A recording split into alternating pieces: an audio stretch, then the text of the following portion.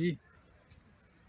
جی بالکل، آپ کو اپڈیٹ کرتے ہوئے چلیں کہ میں سپریم کورٹ میں موجود ہوں اور کمرہ عدالت کھل گیا ہے۔ 5 رکنی بینچ جو تھی سماعت سنانے والی وہ بھی آ گئے ہیں، اٹارنی جنرل بھی یہاں پہ آ گئے ہیں اور فیصلہ سنانے میں کچھ ہی دیر باقی ہے۔ یہاں پہ موجود وکلاء بھی ہیں اور میڈیا کی بھی تمام ٹیمیں یہاں پہ سپریم کورٹ میں آ چکی ہیں۔ اور ایک اہم خبر سے آپ کو آگاہ کرتا چلیں کہ